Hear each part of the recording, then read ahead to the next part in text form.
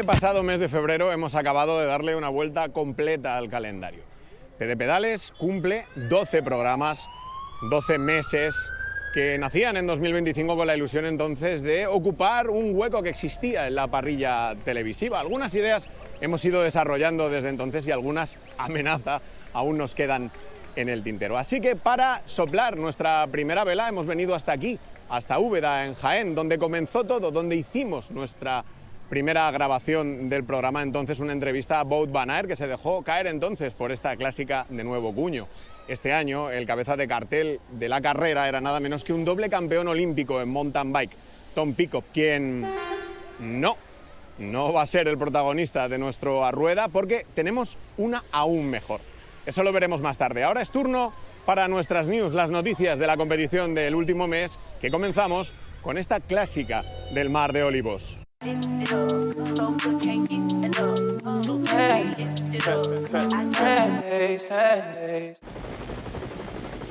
Quinta edición de la clásica Jaén Paraíso Interior, que como previa de la Vuelta a Andalucía volvió a contar con un gran cartel. Una carrera que fue modificada solo unas horas antes de su inicio por culpa de las fuertes lluvias sufridas en Úbeda. Con muchos de sus tramos de este rato impracticables, la organización encontró rápidamente otros para sustituirlos. Y la carrera no lo notó, porque destacaron los mismos corredores. Fundamentalmente él, Tim Wellens, que se marchó en solitario a falta de 55 kilómetros para meta. Yeah, indeed, last kilometer felt really long, but today I had the good legs. I knew when I went, it was still really far to the finish. So I didn't want to go over my limit. I always kept my tempo. And in the end, I could keep my tempo until the finish line. Sí, la verdad que le he visto arrancar. Hemos dudado ahí un poquillo. Pensábamos que era muy pronto para arrancar, pero a un tío como Wellens no se le puede dejar ni 5 segundos. El campeón de Bélgica, que ya había estado en las 4 ediciones anteriores entre los 10 primeros, aguantó una ventaja que llegó a estar en torno a minuto y medio, pedaleando contra el fuerte viento de cara en los últimos kilómetros. El belga del Emirates entró victorioso en las calles de Úbeda para lograr así su primera oliva de oro, emulando a su compañero Tadej Pogačar, que lo consiguió hace 3 años. Yeah, but I can use Tadej as an example, that's for sure. No, every edition I was here with the Classica Jaén, I was always close to the victory. I always have good performance here, and yeah, today was my day to take the golden olive home. Por detrás, la lucha por completar el podio la encabezó el que era a priori el gran favorito, Tom Pidcock. El británico no encontró respuesta en su ataque en la recta de meta. Yeah, my team was incredibly strong today, but Tim was stronger. Allí donde Maxime Van Gils y Jan Christen protagonizaron esta caída propiciada por el cambio deliberado de trazada del suizo, que terminó con el belga en el suelo con una fractura de pelvis. Descalificado el corredor del Emirates, fue otro compañero suyo, el francés Benoit Cosnefroy, el que completó el podio. Un podio que acarició el vallisoletano Iván Romeo, quien reconocía que le sobraron piernas, pero le faltó técnica con los tramos de tierra. La verdad que sí. No sé, un poco pena porque contento con el rendimiento, pero técnicamente no estaba al nivel de la gente con la que iba y he perdido ahí un poco en un par de bajadas y al final aquí eso condena. Creo que tenía piernas para estar con los de adelante y luchar por el podium, pero bueno, esto no es solo piernas, es lo que tiene esta carrera. El trazado Clásica Jaén no falla. Es una carrera que a todo el que le gusta un poco el jaleo sabe a lo que viene y es una locura. La lituana Agustín Mikutite conquistó la segunda edición de la Copa de las Naciones de la UCI, Jaén Paraíso Interior, y se llevó la doble aceituna de oro tras una exhibición en los tramos de tierra. 3 exigentes caminos, Juan Caballo, San Bartolomé y Mar de Olivos, que acabaron marcando el desenlace de una prueba de 75 kilómetros. La corredora báltica cruzó la meta con 23 segundos de ventaja sobre la española Alejandra Neira y 35 sobre Mirari Gocci, que completaron el podio en una buena actuación de la selección española. Bueno, la verdad yo creo que ha sido para la selección un día pues bastante caótico, pero bueno, al final el resultado pues ha sido todo lo contrario, un gran resultado. Una pena haber hecho segunda y tercera, pero no haber conseguido la victoria. Like I'm going first and I like looking back and saw that the girls are like dropped. So it's, oh my God, I can't believe. En Portugal, en el Algarve, debut con triunfo final para Juan Ayuso con sus nuevos colores del Lidl Trek. El alicantino, que protagonizó un bonito duelo con el francés Paul Seychat, se hizo con el liderato en la segunda etapa y remató el último día con la victoria de etapa en el Alto do Mallao. Y no muy lejos de allí, en la Vuelta a Andalucía, la Ruta del Sol lució, y de qué manera, con Iván Romeo. El joven ciclista de Movistar se impuso en la segunda etapa con final en Granada y además se hizo con la general final. La primera vuelta por etapas para el actual campeón de España. Le sacó 7 segundos al noruego Andreas Legnesund y 27 al vencedor de la última jornada, el británico Tom Pidcock. La Vuelta a Murcia, que este año iba a constar de 2 etapas, había sido jornada única los pasados años, finalmente se vio recortada a una sola. Todo por culpa de las fuertes rachas de viento que el primer día dejó la carrera en solo 83 kilómetros de los 178 previstos. Un recorrido en el que se impuso Marc Soler. El ciclista del UAE Team Emirates sacó 19 segundos a su compañero, el danés Julius Johansen, y 40 al británico Tom Pidcock. Al día siguiente, de nuevo el viento fue protagonista, tanto que la carrera con salida en Murcia, que iba a llegar a Santomera tras 178, tuvo que ser suspendida en el kilómetro 24. Triste final para la carrera, que proclamó a Marc Soler como vencedor final de la general, aunque posteriormente la UCI, con el reglamento en la mano, retiró el título dado, porque una prueba por etapas debe constar de 2 o más jornadas efectivas. Nosotros sí que hemos votado por salir, por intentar hacer algo y bueno, en cuanto ya las condiciones no eran seguras, también hemos decidido nosotros de parar antes de llegar a Lama porque era algo que no era viable, seguir montando en bici y compitiendo y una pena haber terminado así, pero bueno, el año que viene más. En el UAE Tour, Isaac del Toro se hizo con la general final y 2 triunfos parciales, en la jornada inaugural y en la etapa reina. Jonathan Milan se llevó 3 etapas al sprint y Remco Evenepoel, que no se encontró bien en la montaña, acabó 10º, con un triunfo, eso sí, en la contrarreloj individual. En la carrera femenina, dominio absoluto en las metas de la neerlandesa Lorena Vives, ganadora de 3 de las 4 etapas. En la última, la etapa reina, y también en la general final, el triunfo fue para la italiana Elisa Longo Borghini. En Omán, Cristian Scaroni del Astana se hizo con la última etapa y con la general final, con su compañero de equipo, el español Cristian Rodríguez, segundo. Adam Yates fue tercero. En Oropesa del Mar, 700 bikers concluyeron la 9ª edición de la Mediterranean Epic, que constó de 4 etapas. Una prueba consolidada a la élite del mountain bike mundial, donde David Valero, muy sólido desde el primer día, se hizo con la general. El gran campeón granadino inició esta nueva etapa lejos del cross country con una prestigiosa victoria por delante del belga Wout Alemán, que aunque se impuso en la última etapa, no lo hizo con la suficiente renta para desbancar al español. En la clasificación femenina, la atención se centró en el duelo entre la neerlandesa Rosa van Der y Natalia Fischer. La biker malagueña se mostró intratable, revalidando el título y firmando un sólido inicio de temporada. 2 pruebas este mes de la Super Cup Masi de Mountain Bike. La primera en La Nucía, en un trazado diseñado por el bronce olímpico Carlos Coloma, victorias para Maximilian Brandl y Rebecca Henderson. El alemán y la australiana se impusieron en una prueba en la que el español Jofre Cullell terminó 5º en la prueba élite masculina. Siguiente prueba. 1000 participantes de 35 países se citaron en Bañolas, en Girona, donde se impuso en una carrera muy reñida el 5 veces campeón mundial y actual subcampeón olímpico Víctor Koretsky. La 6ª vez que el francés salía victorioso de la comarca del Pla de l'Estany.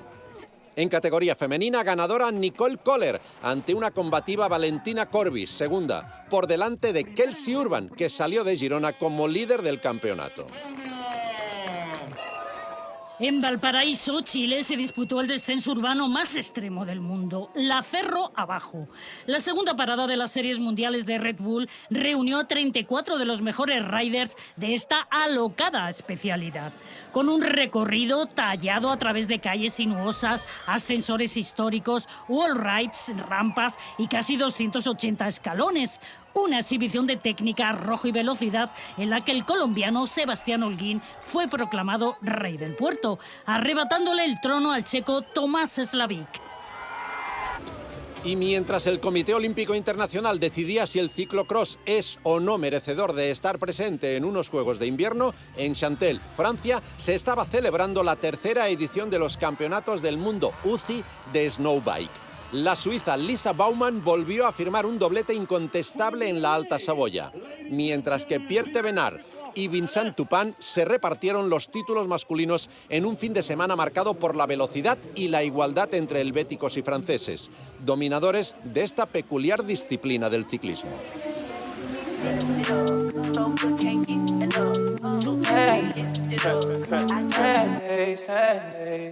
Remco Evenepoel ha ganado 3 mundiales, 2 Liejas, una Vuelta a España, ha sido podio en el Tour de Francia, nadie puede discutir que es uno de los grandes talentos de su generación. Y llegaba a este UAE Tour, además, con viento a favor, 3 victorias en la Challenge de Mallorca, la general de la Volta a Valencia con 2 etapas, un inicio muy potente en Emiratos, todo parecía encajar, pero el ciclismo y sobre todo la alta montaña no perdonan. Lo de Jebel Laffite y lo de Jebel Mobre resultó otra vez un golpe anímico para él, porque vuelve a dejar una sensación incómoda en la alta montaña. Remco aún no es 100% fiable en ese tipo de escenarios, y no es un caso aislado el de lo que ha ocurrido ahora, porque son demostradas las ocasiones en las que ha fallado, ha pinchado, ha tenido lesiones, ha tenido calambres, ha tenido desfallecimientos, ha tenido errores de gestión, y siempre hay un asterisco. Entonces ahora lo que toca ver es que, a pesar de que tiene un equipo más sólido como es el Red Bull Bora, que tiene mejores acompañantes en montaña de los que tenía en el Soudal Quick Step, toca ver si el problema es solo colectivo, si es suyo, si puede realmente aspirar a grandes vueltas. Haber estado en un Tour de Francia tercero con Pogačar y Vingegaard es mucho decir, pero para mí la sensación es que Remco, después de este problema, de este fiasco en el UAE Tour, ha demostrado que hoy por hoy, a pesar del cambio de equipo, a pesar del talentazo que tiene, no tiene nivel para volver a ganar una grande como le ocurrió en la Vuelta a España. Incluso Lipovic, que está en su mismo equipo, tiene más potencial que un Remco Evenepoel, que a pesar de ser uno de los grandes hombres del Big Six, no parece estar capacitado para conseguir ese gran triunfo. Yo me he mojado. Hablamos ahora de una modalidad de ciclismo que tal vez sea la que más ha crecido en los últimos años como fenómeno social y como forma también de hacer viajes más allá del siempre peligroso asfalto, que ha obligado a hacer un calendario de competición a su medida, casi a matacaballo, con pruebas regionales, nacionales, mundiales, y no con una, sino con 2 World Series, pruebas ruteras, entre comillas, como la clásica Jaén Paraíso Interior aquí en España o como la Strade Bianche en Italia han hecho el resto. Se trata de un híbrido de la bici de carretera para ser utilizada más allá del asfalto. ¿Y cuáles son sus diferencias, sus similitudes, sus características propias? Bien, vamos a analizarlas. Este mes en TT Pedales vamos a bloque con el gravel.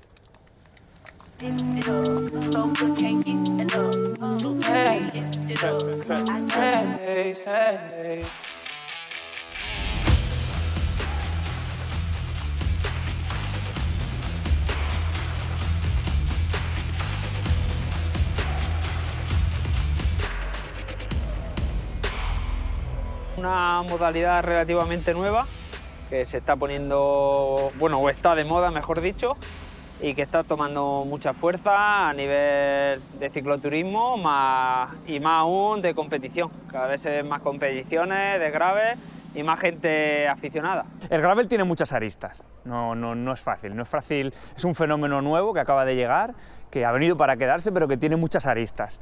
Tiene el gravel adventure, de viajero, de bikepacking, tiene el gravel de paseo, tiene el gravel de estética, de los que van de punta en blanco, y hay una estética en torno a él muy interesante, también un fenómeno muy social muy interesante de conocer. Y luego tiene el gravel competitivo, que cada vez más ex-profesionales se están uniendo a él, y que cada vez hay más carreras, cada vez se va más rápido, hay más nivel, y bueno, ahí se trata ahora de comprender un poco hacia dónde va a evolucionar un fenómeno que, como digo, pues tiene muchas vertientes. Mucha gente de mountain bike y igualmente de carretera se pasan al gravel directamente. Pues la gente de mountain bike que ve demasiado riesgo en tema de terreno así demasiado peligroso se pasa al gravel, y gente que ve pues, el tráfico como un peligro pues se pasa al gravel. ciclocross me gusta más, todo hay que decirlo. Pero sí, es una modalidad que muchos están están empezando ahí después de dejar el profesionalismo, porque yo creo que tiene esa mezcla, ¿no?, entre hacerlo de carretera con esa técnica que ya un poco más relajado, ya no es un equipo, ya... Entonces, es atractivo. Creo que, lógicamente, está creciendo, pero crecerá más, sí. Y lógicamente lo veremos Creo que vamos a hacer carreras profesionales en gravel, que ya es otro tema, pero creo que va a haber. Hay carreras de gravel que se asemejan mucho a la carretera, que tienen incluso muchos tramos de carretera y que no tienen mucha dificultad técnica, y carreras pues para muy rodadores, gente muy fuerte, muy pesada, pero también hay otro tipo de carreras de gravel que tienen mucha montaña, tienen muchas subidas y que tienen muchas bajadas, con muchas piedras. Este tipo de carreras pues favorecen más a los corredores más técnicos que vienen del mountain bike, y el tipo de gravel, digamos, más llano y más rodador, pues favorecen más a los corredores de carretera. Entonces eso, es una lucha un poco bonita, pues por ver a qué se adapta mejor el gravel, si a los de mountain bike o a los de carretera. Pero bueno, es un punto de encuentro bonito, tanto para dos mundos que a veces eran un poco antagonistas, ¿no?, el mountain bike y la carretera, y con el gravel pues conseguimos unirlos a todos. Sobre todo eso, el tema del tráfico, que aunque bueno, en España se respeta bastante con respecto a otros países, sí es verdad que el factor peligro está ahí, y con el gravel, pues bueno, una vez que te metes en camino, pues el tema del tráfico, ese factor pues ya no lo tiene. Para mí el gravel ha sido una bocanada de aire fresco, ha sido en esta modalidad nueva una confluencia entre las tres disciplinas, o las dos disciplinas que había, carretera y montaña, donde está todo el mundo, e incluso hay la oportunidad de correr con ex profesionales del mundo de la carretera, con lo cual pues es aire fresco para todos nosotros, y creo que por supuesto aún está en auge y aún se está regulando y acabando de asentar toda la normativa en cuanto a distancias, a recorridos, a reglamentos, y bueno, creo que será interesante de verlo crecer, porque creo que tampoco va a crecer de la misma manera en cada continente o en cada zona, así que ahí estaremos. Al corredor le atrae más que igual la propia carretera. Y lo que te digo, yo creo que no sé hasta cuándo, no sé si yo lo veré o no, pero yo creo que lo que es la UCI o las carreras internacionales de carretera, no sé cuándo llegará, depende de los cambios de la bici o no, o qué le llamaremos gravel y qué le llamaremos carretera con este rato, ¿no?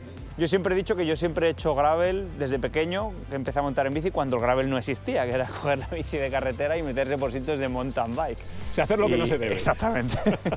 Ahora, por suerte, tengo la bici específica para ello y lo disfruto mucho. Pero en mi caso, como tú bien dices, estoy haciendo mucho mountain bike porque el lado competitivo me atrae mucho el mountain bike. El gravel me atrae más su lado aventura, su lado viaje, su lado social, ¿no? No tanto el competitivo, que ese pues lo tengo ya colmado con mi antigua etapa profesional. I really like the gravel. It's I was always doing cyclocross, and then I switched to the road, so I have the experience of doing off-road racing, and then combining this with like the long races from the road is it's something I really love to do. It's super nice to do some on training, to not get bored, to do some gravel roads, and I enjoy it. Cada vez hay muchísimos más usuarios, cada vez se ven muchísimas más bicis de gravel, cada vez hay más carreras, como tú dices, desde nivel local, provincial, hasta nivel internacional. Y sobre todo un fenómeno global, mundial. Hay carreras en todo el mundo, en África, en América, en Oceanía, en Europa, en todos lados, y un fenómeno que, como digo, es muy interesante de intentar comprender. It's not a gravel race, but the parts that are in gravel are quite similar to a gravel race, I would say. Very technical, and will be good fun today.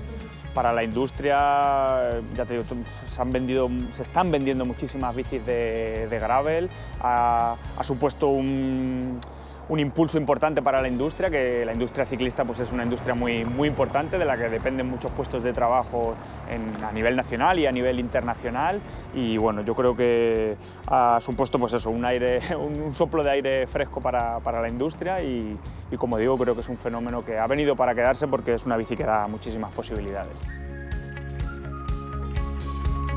Y la verdad que bueno, siempre me ha gustado el tema del mountain bike. Luego me pasé a la carretera y bueno, al final, como es algo intermedio, pues me hacía ilusión. Se competía en Burgos, el equipo es de Burgos, Y bueno, tenía la facilidad de que entre una carrera y otra de carretera estaba esa, allí en Burgos, y yo me quedaba esa semana allí y decidimos correrla y se dio bien, la verdad. Y le ganaste al Bala, nada menos. Así es, la verdad que sí es verdad que por suerte no estaba ya en sus mejores años, porque si no hubiese sido imposible, pero sí es verdad que bueno, fue una carrera de mucho nivel, con gente como Valverde, y bueno, pues conseguí esa victoria, pues la verdad que fue maravilloso. Personalmente decidí rescindir el contrato con Movistar personalmente, ya que ellos me ofrecían un calendario exclusivamente nacional y aún no sabían si el Gravel Squad seguiría adelante o no a finales de noviembre o diciembre del año pasado. Entonces decidí pues apostar por competir a un poco más de nivel, sobre todo a nivel internacional, y rescindí el contrato para irme con BMC, que sí que me ofrecía pues eso, correr muy fuera, y europeos, y tanto de mountain bike como de gravel, que es a lo que yo aspiraba. Y así fue el cambio. Así que espero este año poder darlo todo, poder dar un puntito más de mí y seguir buscando mi mejor versión. Básicamente son bicicletas, digamos, en rasgos generales es un híbrido entre una bicicleta de montaña y una bici de carretera. Es una bicicleta que, como veis, tiene las ruedas bastante más anchas que las de carretera, casi como las de montaña, pero que mantiene un manillar de carretera. Son bicis que, si sobre todo se tienen que definir en algo, es en polivalencia. Es una bici que te sirve para salirte de la carretera, sobre todo, bueno, ya sabéis que la carretera, pues con el tráfico rodado, pues tiene bastantes problemas, ¿no?, de convivencia entre los ciclistas y los coches. En ese sentido, pues te abre un abanico mucho más amplio.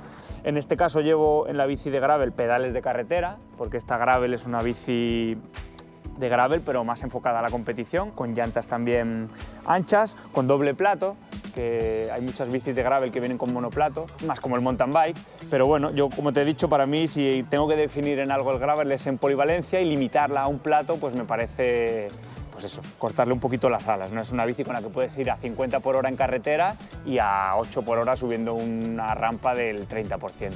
Así que, bueno, unas bicis que, como digo, en mi caso, pues me han permitido abrir el abanico y el repertorio de recorridos 360 grados. Con esto puedes ir por todos lados, viajar, competir, pasear. Así que una bendición de bici que personalmente pues me encanta. Bueno, de la bici de carretera, pues la similitud es la biomecánica, la velocidad con la que se toman los terrenos, y bueno, con la de montaña, pues esa adrenalina que te da las zonas técnicas y demás, es algo mixto. Sí es verdad que tiene cosas similares, pero a la misma vez muy diferentes. Tiene mucha similitud en cuanto a geometría y demás, entonces el cambio es prácticamente nulo. Básicamente es una bici de carretera ligera, aerodinámica, rígida, pero sobre todo la gran diferencia es que tiene el paso de rueda mucho más ancho y permite que el neumático que tú metas, que en carretera es 28 o en este caso es 45, pues tenga aún más balón, como tú bien dices. Y te permite pues mucho más confort, mucho más amortiguación, mucho mejor rodamiento también, mucha más adherencia y jugar mucho con las presiones. Ahora mismo se va con presiones muy bajitas para que la bici, para que el neumático se amolde al terreno y esté siempre en contacto con él y siempre esté traccionando. La clave está en la presión de los neumáticos. No es una bici para hacer grandes viajes o recorridos de más de 5 horas, lo vas a sufrir probablemente en la espalda. Es una bici para ir rápido y no necesariamente cómodo. El tema de vibraciones y demás sí que es más potente, tienes que estar un poco más entrenado, es lo que más acusé en tema brazos y así, pero la verdad que es bastante similar. Hay gente que le guste este tipo de carreras y demás y corra carretera, luego en gravel se suele defender bien. En Estados Unidos también se ven auténticos engendros de bicicletas de gravel, con suspensiones, con tijas telescópicas, con manillares de todo tipo, con acoples de contrarreloj, así que sí, se ven auténticos engendros, con ruedas de mountain bike, con pasos de rueda tremendos, así que, como digo, es un fenómeno que tiene muchas vertientes, muchos lados y que veremos a ver hacia dónde. Y que es bonito, ¿no? Que cada uno pueda interpretarlo de la manera que él crea. Esta bici, si algo es precisamente libertad, ¿no? Es poder salirte de la carretera, salirte de tu zona de confort, ampliar nuevos recorridos, nuevos sitios y bueno, libertad.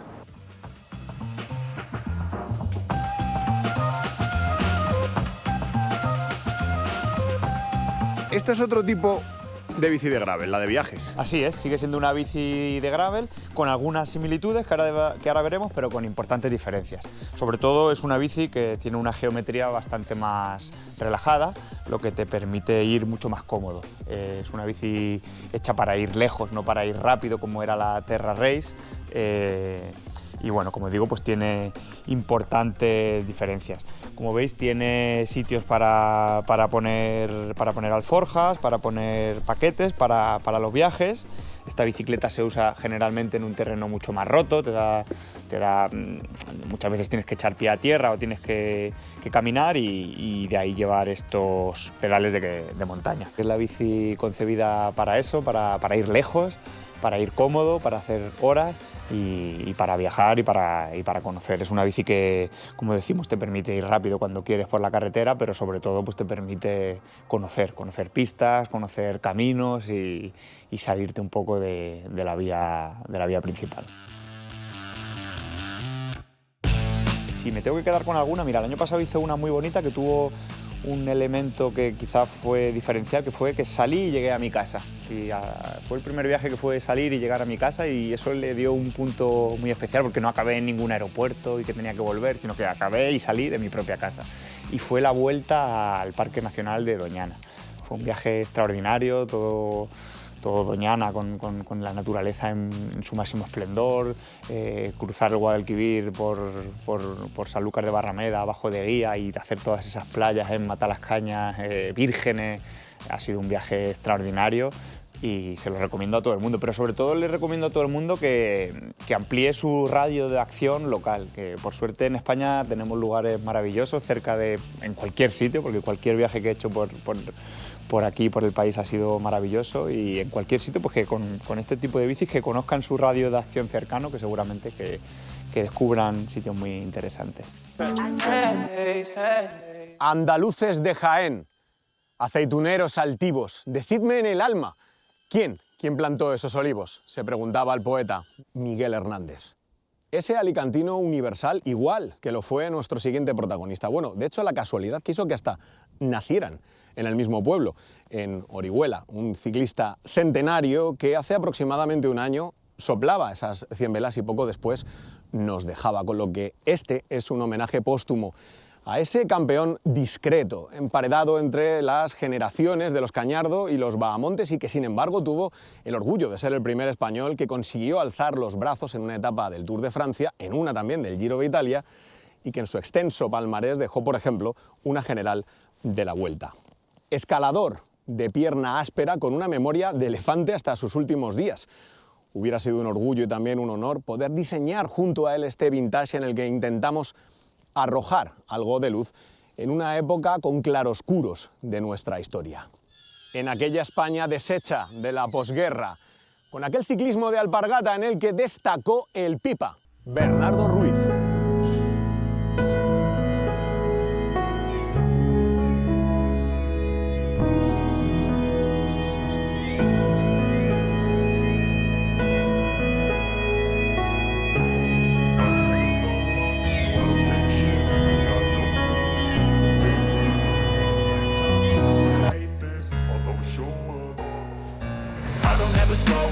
No, I don't take shit, I got no love for the fakeness. If you wanna play tough and wanna hate this, I'll always show up and make a statement. I don't ever slow up, no, I don't take shit, I got no ayudábamos a love los padres cuando teníamos 10 años, porque había mucha necesidad.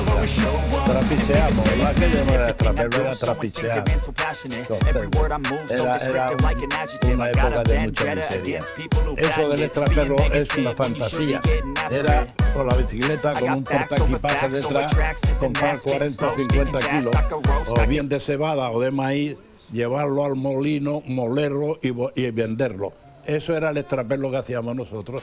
Y Bernardo Ruiz, luego ya empiezas a participar ya más en serio, ¿no? Bueno, mire usted... Llámame de tú, por favor, Bernardo.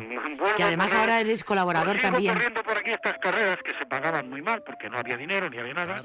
Y vuelvo a correr otra vez, corro la Vuelta a España, el año 45, que la gana Delio Rodríguez. Y aquí en Orihuela me hicieron un pequeño homenaje, a pesar de haber hecho de los últimos de la Vuelta a España. Se me recoge un dinero como digamos, pidiendo una recolecta para marcharme a correr la Vuelta a Cataluña, porque en la Vuelta a Cataluña eran 15 días y no había dinero de etapas, no te daban dieta. Entonces, si tenías dinero para sufragarte los gastos, corrías, y si no, cuando te se acababa, pues para tu casa. ¡Ay, qué horror! Así. Vaya medios. Entonces me recogieron aquí en Orihuela, me recogieron con una suscripción muy importante, me recogieron unas 700 pesetas. Me fui a la Vuelta a Cataluña, yo tenía 19 años, la Vuelta era la Bordas de Plata, era internacional, y que gané la Vuelta a Cataluña. Estamos a un mes de que dé comienzo la Vuelta a España y hemos pensado en Conexión Vintage que era el momento ideal para que vierais otro de nuestros grandes programas, grandes documentales de ciclismo clásico.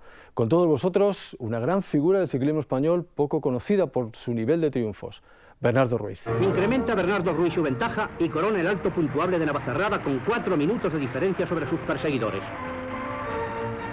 Perico nos insistió durante mucho tiempo y de él fue la idea de sacar adelante este Conexión Vintage.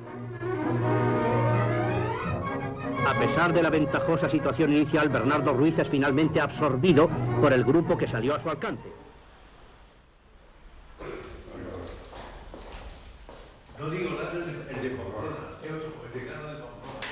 Y en Orihuela encontramos a Bernardo Ruiz. Bernardo cumplió el pasado mes de enero 90 años. Conserva una prodigiosa memoria. Quizá su fuerte naturaleza o quizá esa partida diaria con los amigos en el casino oriolano. Y después nos recibió amablemente en su casa junto a su familia y lo pasamos de cine con la charla entre Bernardo Ruiz y Perico Delgado. ¿Por qué te llaman El Pipa, ese apodo de El Pipa? Bueno, yo de pequeño me chupaba el dedo, ya hasta con 5 años o más, y entonces en el barrio todos teníamos un mote y a mí me sacaron El Pipa. Yo gané la Vuelta a Cataluña, gané 16.000 pesetas, las puse encima de la cama para verla, porque no mi vida había tenido tanto dinero. La Vuelta Ciclista a España recupera el ritmo. En su 8ª edición, que se disputa entre el 13 de junio y el 4 de julio, con un recorrido de 3.990 kilómetros divididos en 20 etapas, participan 54 corredores, de los cuales 40 son españoles. Solo 26 consiguen llegar a la meta en Madrid, donde Bernardo Ruiz se proclama vencedor. Bernardo Ruiz también se impone en la montaña.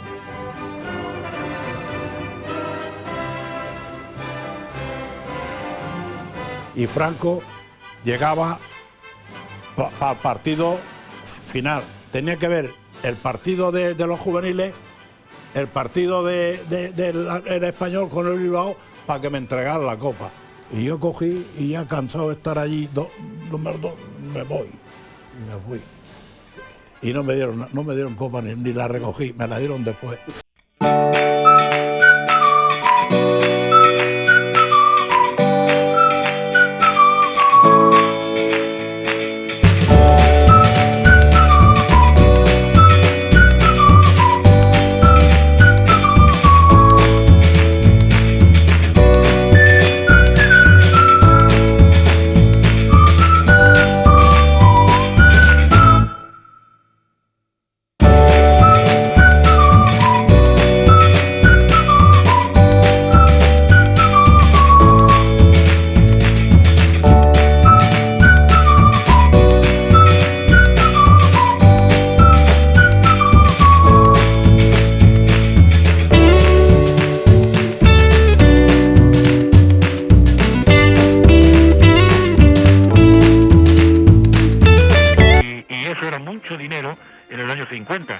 En el año 51 y 52. Claro. Llegar a ganar, pues eso, casi 2 millones de pesetas un año, y una temporada. Sí. Y era un dineral, ¿para qué? Una fortuna. Cuando voy a Francia, gano las 2 etapas escapado.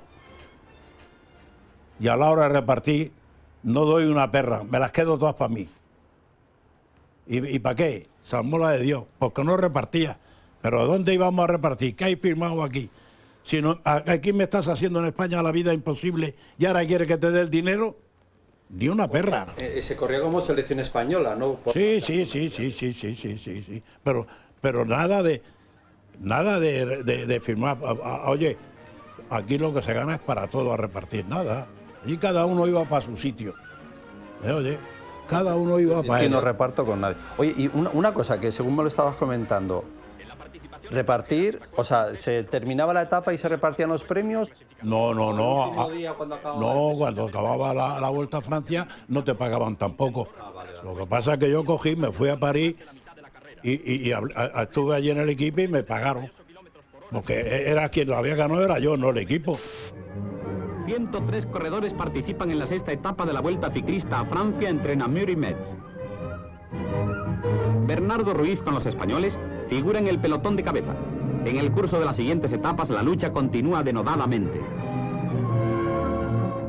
Bueno, sí, yo... Con otros medios, claro, como tú dices. Yo marqué una época Es verdad. triste porque no había los medios de comunicación que hay hoy en día, porque yo he ganado, pues mire usted, si le digo así por encima, he ganado 2 vueltas a Valencia y una vuelta a Levante.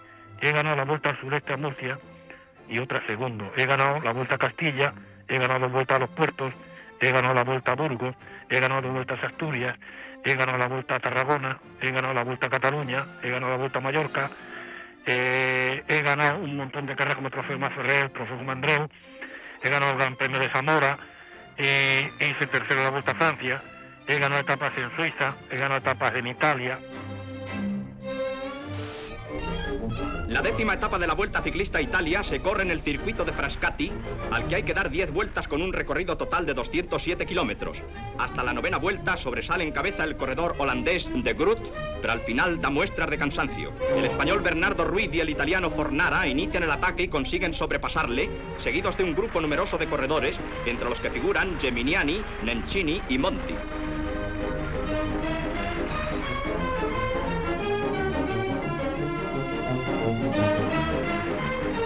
Ruiz, en un vigoroso esfuerzo, vence al sprint a Fornara por poco más de 1 metro. Flores y gaseosa para el vencedor. Ya, pero bueno, tú dejas de ser corredor y entonces, ¿qué haces? Fui director del FAEMA. ¿Cuántos años? 3 o 4. ¿Y ahí con quién estuviste? O sea, ¿hiciste triunfar alguno o te vistes? Uy, de corredor era bueno, pero de director debo ser malísimo. Gané la Vuelta a España con Angelino Soler, gané la Vuelta a Andalucía con Pacheco, gané la Vuelta a Cataluña con Botella, es decir que sí que se ganaban carreras, claro que sí. La Madrid-Barcelona también, con Suárez. Bernardo Ruiz, director de carrera, ¿nos podía hacer una valoración general de cómo ha ido toda la vuelta?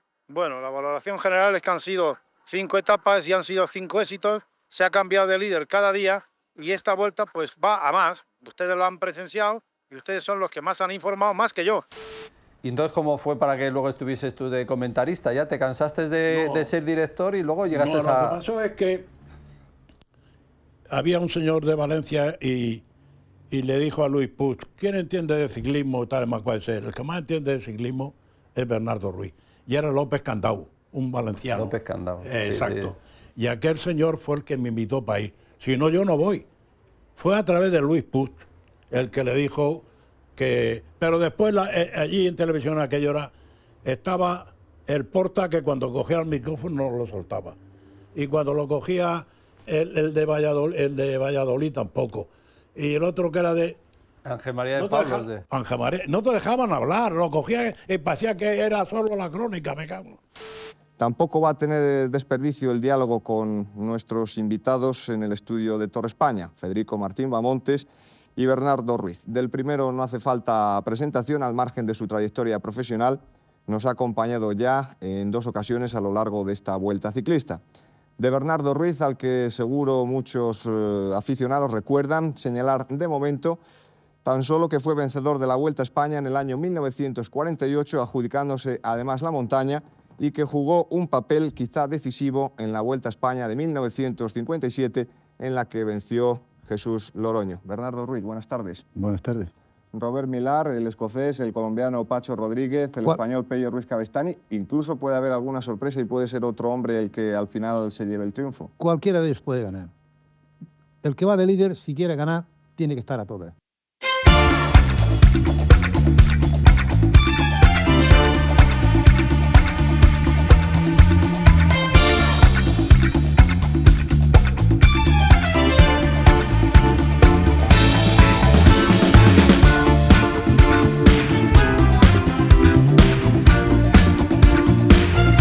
España, saludos desde Palma de Mallorca, lugar de comienzo de la edición número 41 de la Vuelta Ciclista a España.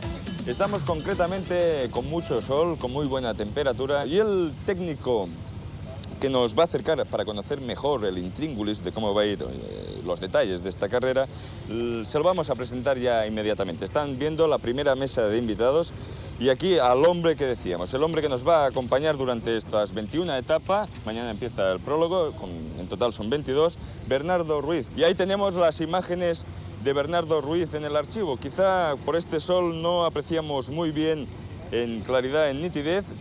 Sobre esas imágenes que hemos visto, es unas carreras que se hicieron en Alicante y, en fin, en aquella prueba corría, pues en aquellos tiempos, Gual, Capó, Langarica, Gelabert, Poblet, eran unos festivales que se celebraban en Alicante y, en fin, esto es lo que he visto en las pantallas. Y también ha salido una cosa muy curiosa, que es la Vuelta a Castilla, en el año que gané yo la Vuelta a Castilla.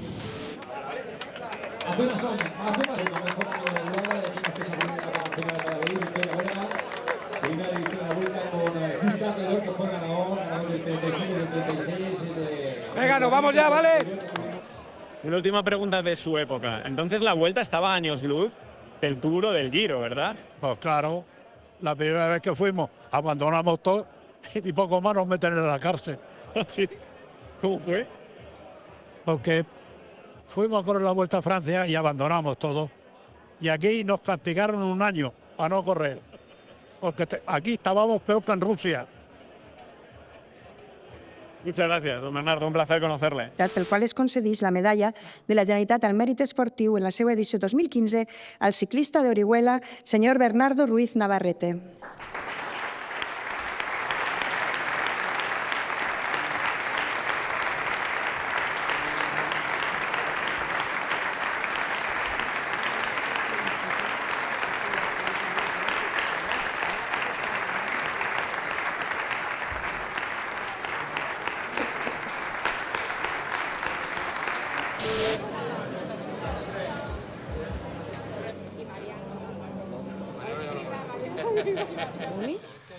Le diga, si todos los que hay aquí me conocen y son amigos y me hacen llorar.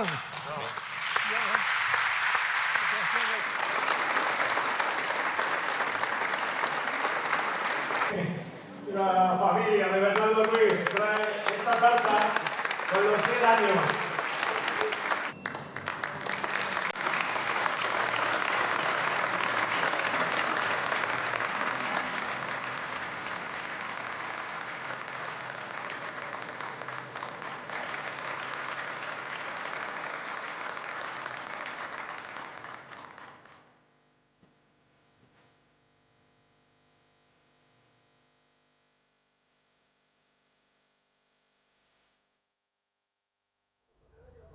Pues de una leyenda del pasado a una de la actualidad. De hecho, se trata de nuestra mejor ciclista hoy en día y también con los números en la mano de la última década.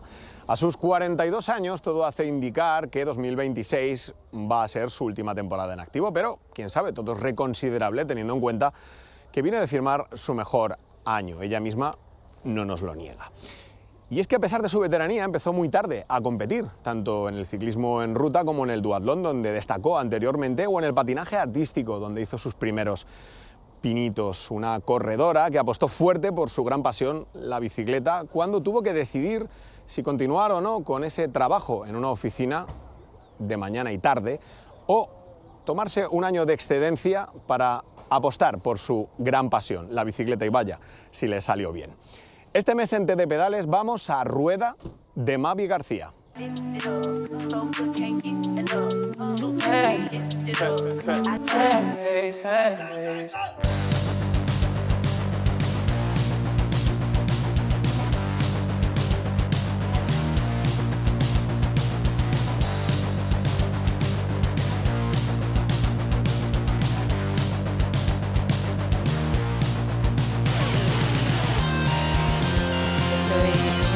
García y la canción que elijo para este reportaje es de Bon Jovi y es This Day.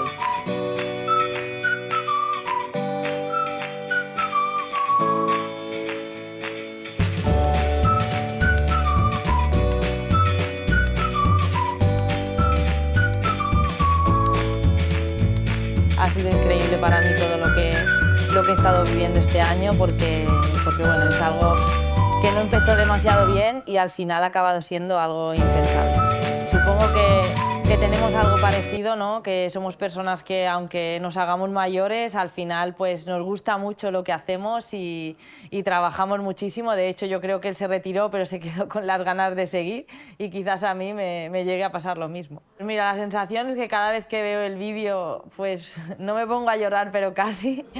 Vamos a ver, Mavi García, el acelerón final. Puede ser suficiente. Lorena Wiber viene con todo de fiesta. Es la compañera de viaje, pero Mavi García tira para atrás. ¡Lo tiene! ¡Va a ganar! ¡Y gana Mavi García en el Tour de Francia! ¡Se lleva la victoria de etapa! ¡Qué locura lo que ha conseguido Mavi García! Y yo creo que es más cuando te van pasando cosas que no te acaban de funcionar. Y a mí me pasó, ¿no? Que el día anterior que fue el primer día del Tour, tuve una caída y perdí prácticamente 4 minutos. Bueno, estaba bastante hundida y bueno, el equipo me pedía una etapa, ¿no? En este Tour, más que una general. Y yo lo veía dificilísimo, porque ganar una etapa a veces, casi para mí, para el tipo de corredora que soy, casi es más difícil ganar una etapa que hacer un buen puesto en la general. Lo puse todo para elegir el momento justo. Fue una etapa pues, que llevaba una corredora por delante que estaba disputando el premio de la montaña. Quería respetarla, quería esperar y cuando pues, el pelotón la cogió fue cuando decidí yo hacer mi... En el momento lo decidí yo, nadie me dijo nada desde el coche, simplemente vi el momento, supongo que ya tengo esa experiencia y la verdad es que me pasó todo muy deprisa ese día, ¿no? Hay veces que se te hacen los kilómetros eternos, pero cuando te encuentras bien, tiras hacia adelante y los kilómetros, además era un recorrido muy sube-baja, que iba pasando rápido y cuando me quise dar cuenta estaba ya en el último 1,5 kilómetros y dije, bueno, aquí hay que darlo todo y así lo hice, ¿no? Es verdad que, bueno, se juntaron muchas cosas para que eso sucediera, pero ya te digo, es algo inolvidable y no te podría explicar todo lo que se siente porque es como que te quitas todo lo que tienes encima y respiras.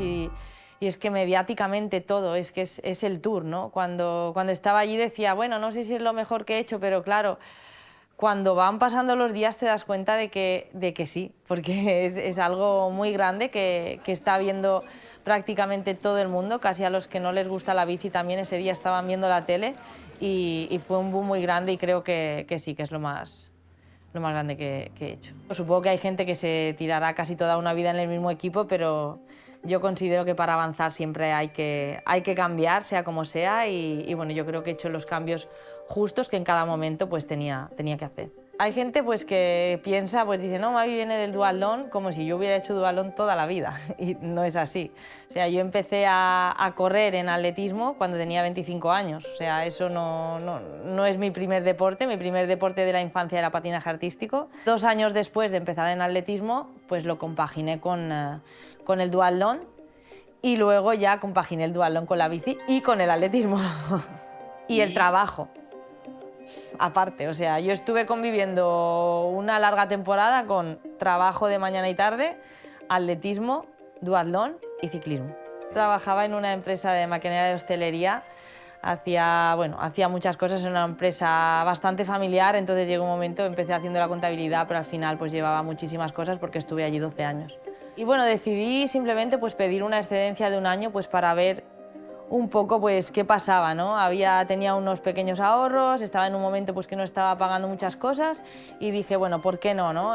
También pues eso, cogía un poquito de aquí, un poco de allá, en duatlón me pagaban un poquito, en la bici también, era poquito a poquito y de los premios que iba consiguiendo y dije, bueno, pues yo creo que 1 año puedo sacarlo adelante, entonces decidí pues pedir ese año de excedencia en el trabajo. ¿Y qué pasó? Pues que bueno, pues lo normal, ¿no? Que cuando una persona empieza a descansar un poquito, porque lo mío era brutal lo que hacía a diario, pues empezaron a cambiar las cosas. Fue cuando de hecho hice subcampeona del mundo de duatlón. Ese mismo año, que era mi primer Giro de Italia, pues hice la 15, que bueno, no es un superpuesto, pero para ser el primer año y estar compaginándolo con todo, pues empecé a sacar pues muy buenos resultados. Entonces, una cosa vino detrás de la otra y ese año siguiente fue cuando ya me llamó Movistar, que bueno, que empecé pues, mi etapa profesional de ciclismo, entonces ya pues no volví a ese trabajo. Y no tenía ningún referente en el ciclismo. Sí que es verdad pues, que, por ejemplo, a Rafa Nadal no tiene nada que ver con el ciclismo, pero sí creo que como deportista pues, siempre me he fijado en él, pues, bueno, supongo que también porque es de aquí, pero no solo por eso, porque al final pues supongo que es todo en general, ¿no? Los valores que tiene, lo que hacía cuando jugaba. De hecho, bueno, con una amiga pues siempre no, pero hemos estado yendo, he estado pues en el torneo de Madrid, he estado en Barcelona, hemos ido a verlo porque nos gustaba muchísimo. Entonces creo que como referente te podría decir a él. Yo a Joanne pues antes la conocía poco.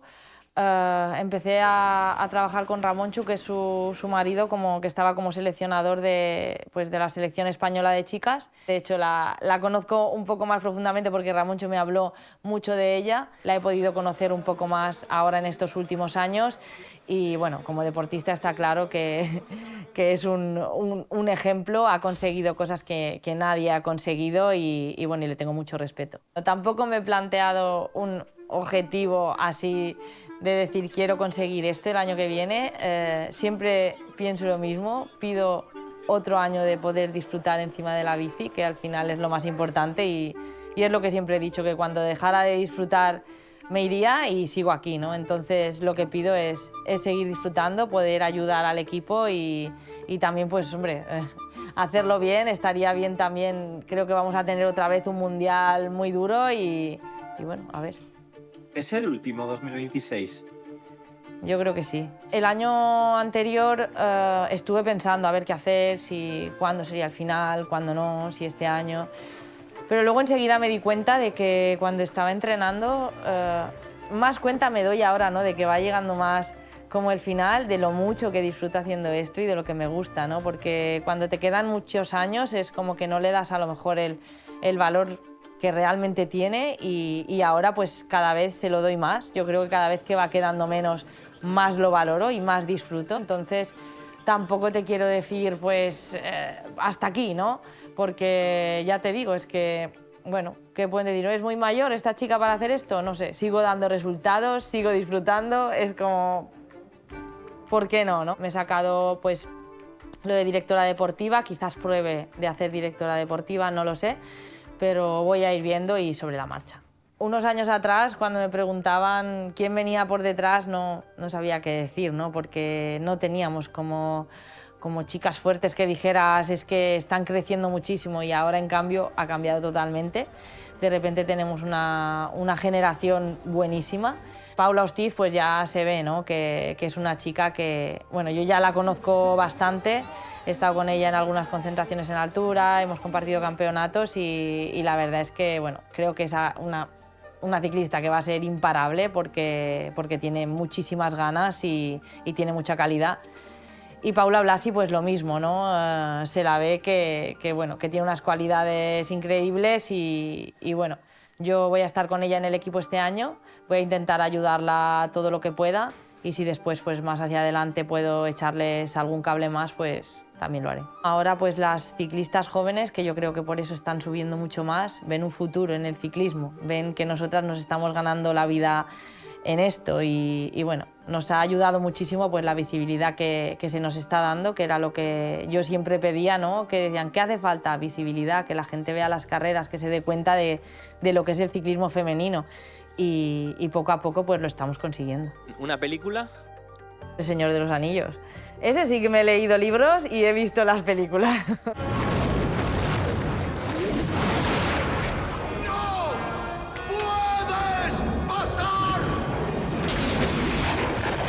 ¿Y un hobby más allá de ciclismo? Mis hobbies casi siempre van relacionados con el deporte, ¿no? Pero bueno, a mí pues, me gusta el ocio, el tiempo libre y sobre todo eso, ¿no? El despejarme, pues salir a caminar por la montaña, a correr, yo creo que eso es lo que más me gusta. Pues tras un duro invierno comienzan a brotar ya las primeras carreras cicloturistas de la temporada que a modo de flores de almendro nos anuncian una primavera inminente. Pruebas pensadas para los globeros medios, que con acabar ya tenemos suficiente, y también para esos que son un poquito más pro y que les gusta medirse, aunque solo sea por un día o por unos kilómetros, con los verdaderos profesionales. La banda sonora de este globerismo estaba decidida desde hace meses, desde que se publicara esta canción que nos habéis pedido en repetidas ocasiones para nuestro cierre. Un tema que nos va a servir para homenajear a ese ciclista mítico que hubiera cumplido este pasado mes de febrero 55 años. Así que, por aclamación popular, en esta ocasión despedimos TD Pedales con la moda, subiendo como el Chava Jiménez.